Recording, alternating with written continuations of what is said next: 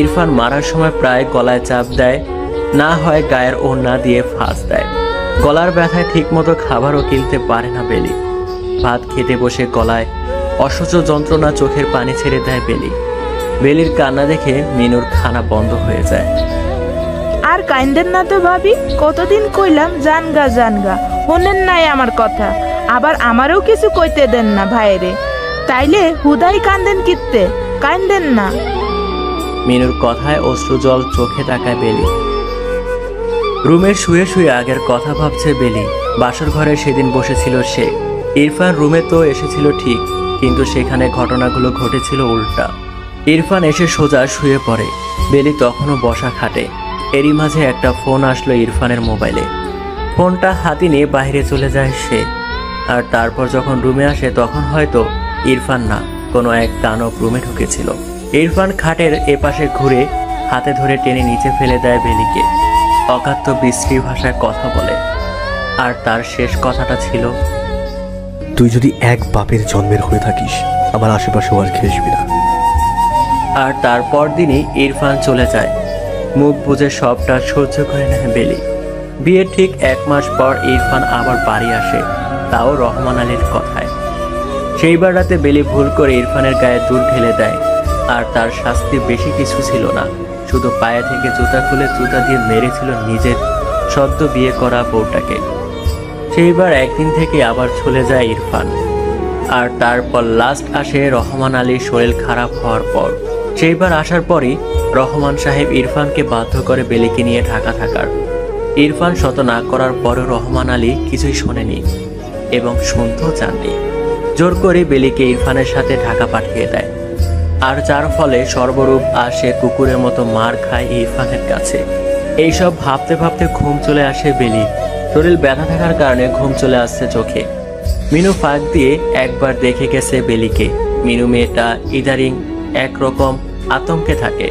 ইরফান যেভাবে মারে বেলিকে, কোন দিন জানি দেখে একেবারে মেরেই ফেলে। এই ভয়ে থাকে সারাদিন। বিকেলের শেষের দিকে ঘুম ভেঙে যায় বেলির। অজু করে নামাজ পড়ে রান্নাঘরে যায় সে। সন্ধ্যায় তারা আসলেই কফি চাইবে, বলার সাথে সাথে হাজির না করলে আবার মারবে, তাই আগে ভাগে সব করে রাখবে বেলি। মাগরিব নামাজ পর ইরফান আর রুবি বাসায় আসে। কলিং বেল বাজার সাথে সাথে মিনু গিয়ে দরজা খোলে। রুবি সোজা নিজের রুমে চলে যায়। ইরফান ড্রয়িং রুমে বসে, সোফায় বসে এসিটা ছেড়ে দেয় সে। এরই মাঝে বেলি কফি নিয়ে আসে। কফির মগটা ইরফানের হাতে তুলে দেয় বেলি।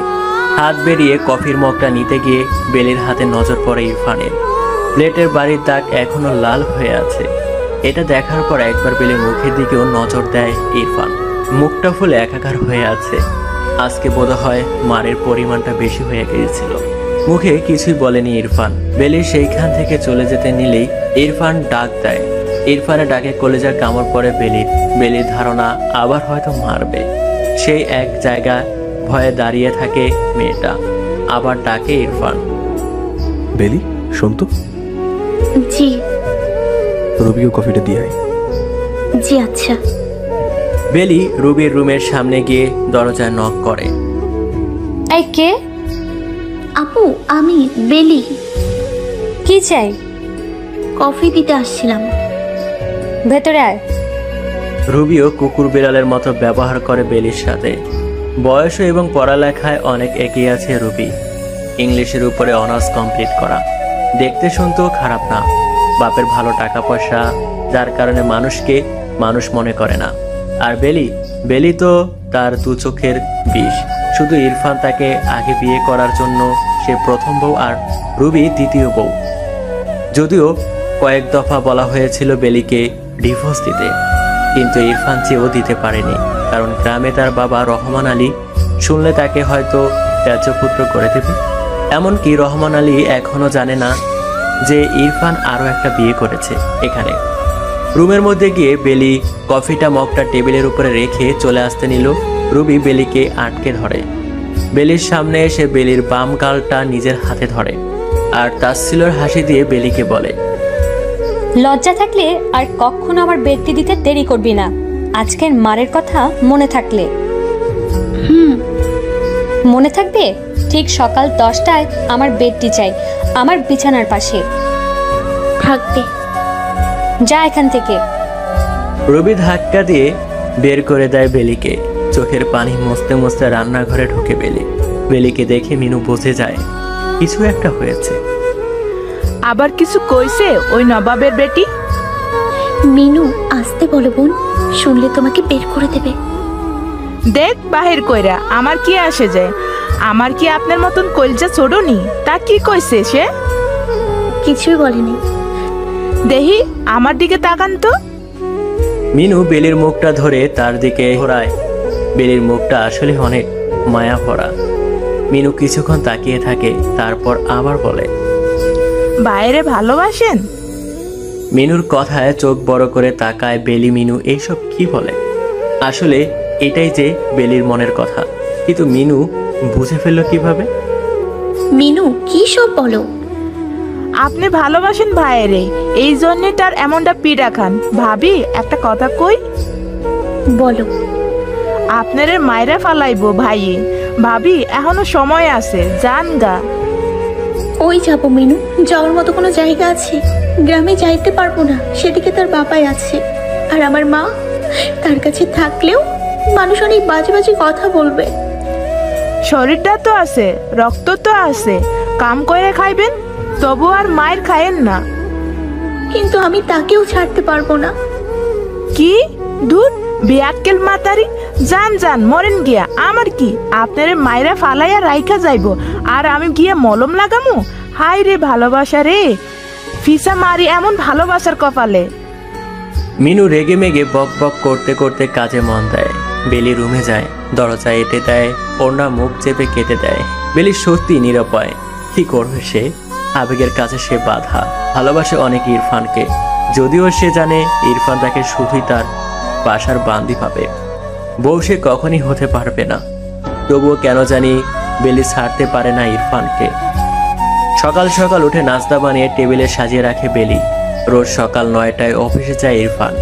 এই 7 মাসে ইরফান শুক্রবার ব্যতীত সপ্তাহে 6 দিন একই নাস্তা করে, কারণ তার দ্বিতীয় স্ত্রী ঘুম থেকে ওঠে সকাল 10টায়। তার পক্ষে সকাল সকাল ওঠা ইম্পসিবল ব্যাপার, আর নাস্তা বানানো তো অসম্ভব ব্যাপার। এই 7 মাসে একবারও রান্নাঘরে ঢুকে দেখেনি রান্নাঘরের চেহারাটা কেমন। ইরফান একাই ঘুম থেকে উঠে শাওয়ার নিয়ে রেডি হয়ে নাস্তা খেয়ে অফিসে চলে যায়। তার বাধা বান্ধি বেলি তো আছেই, সে সব করে দেয়। আজও ব্যতিক্রম কিছুই হয় নাই। বেলি সব সাজিয়ে রাখে। মিনু দুপুরের খাবার ব্যবস্থা করছে রান্নাঘরে। ইরফান শার্টের হাতটা ঠিক করে ব্লেজার হাতে নিয়ে নাস্তার টেবিলে বসে। ইরফান বলার আগেই তার সামনে সব হাজির করে রাখে। ইরফানের সকালবেলা দুধ চা না হলে চলেই না, আর বেলি চা প্লাস কফি দুইটাই ভালোই বানায়। যদিও ইরফান কখনো প্রশংসা করেনি এইসবের, তবে সেও মানতে বাধ্য হয় যে হ্যাঁ, বেলি চাটা ভালোই বানায়। নাস্তা করতে করতে এক হাত দিয়ে কলারের নিচে বোতামটা খুলতে গিয়ে একদম পুরো ছিঁড়েই ফেলে ইরফান। ধুর, মেজাজটা কেমন লাগে এখন? তাড়াতাড়ি সময় দেরি হয়ে যায়। বেলি সাইডে দাঁড়িয়ে ছিল বিধায় দেখে সব, আর মিনু রান্নাঘর থেকে সবটাই খেয়াল করে। মুচকি হাসি দিয়ে ভিতরেই বক বক করে সে। একেবারে ভালো হয়েছে, হারামজাদা অসভ্য বেড়া। বিয়ে একটা কইরা আবার আরেকটা করছে, বউডারে জানোয়ারের মতন ফিডায়। একেবারে ভালো হয়েছে, এই বেড়া এক জানোয়ার, আর এইটা ছোট বউটা আরো বদমাইশ। ইরফানের 14 গোষ্ঠীকে তুঙ্গে তুলে দেয় মিনু। যদিও আস্তে আস্তে বলে নিজের ক্ষোভ প্রকাশ করে মিনু, কারণ ইরফান বা রুফির কারোর সামনে এসব বলার ক্ষমতা নেই তার, তাই নিজে নিজেই বলে। এইদিকে বেলি ফ্লোর থেকে বোতামটা ঘুরিয়ে হাতে নেয়। ইরফান একা একাই বলতে থাকে, আজকে প্রেজেন্টেশন আর আজকে এমন হতে হলো। ধুর। বেলি ইরফানের বিরক্ত হওয়া দেখে নিজেই বলে ওঠে, আমি লাগিয়ে দিই। এখন আবার শার্ট খুলতে হবে, লাগাতে গেলে শার্টের ইস্ত্রিটা নষ্ট হয়ে যাবে। আপনি নাস্তা খান, আমি সুইসুতা নিয়ে আসি। শার্ট খুলতে হবে না, এমনিতেই লাগানো যাবে।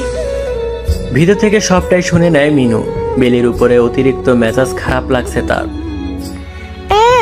হের একেরে আদর বইয়ে বইয়ে পড়ে। এখন হের পিয়ারের ছোট বউডারে উড়াইয়া লাগাইতে পারে না। শয়তান, এইটা নামাজ কালাম তো পড়েই না, সিট্টাইয়া পইরা ঘুমায়। অসভ্য বেড়ি কোন হানে। এই বলে বোতামটা হাতে নিয়ে বেলি রুমে যায়। সুই সুতা আনতে। প্রায় 5 মিনিট হয়ে যায়, বেলির আসার খবর নেই। ইরফানের নাস্তা খাওয়াও শেষ হয়ে যায়। কিছুক্ষণ বসে থেকে নিজের রুমে যায় ইরফান। রুবি তখনও ঘুমাচ্ছে। রুবিকে ডাকতে থাকে সে। রুবি, এই রুবি, আরে এই রুবি, শুনছো? কি হয়েছে, ডাকছো কেন? শার্টের বোতামটা লাগিয়ে দাও না। শার্টের কি অভাব পড়েছে ঘরে? আরেকটা পরে যাও। কি সব বলো ঘুমের তালে? আজকে আমার প্রেজেন্টেশন, তাই তো এই শার্টটা পরেছি আমি। ঘুমাতে দিবা একটু? আমি তোমার বোতাম লাগানোর জন্য ঘুম নষ্ট করবো নাকি? যাও, সরো এখান থেকে, পারলে নিজে লাগিয়ে নাও। ধমক ঠমক দিয়ে আবারও ঘুমিয়ে যায় রুবি। ইরফানের মেজাজ সেই লেভেলের চড়ে গেছে। ওর মন চাইছে রুবিকে লাথি মেরে খাট থেকে ফেলে দিতে, কিন্তু ইচ্ছা থাকলেও উপায় নেই। একবার জোর ধমক দিয়েছিল বলে রুবির বাবা ইচ্ছা মতো ছেড়েছিল ইরফানকে।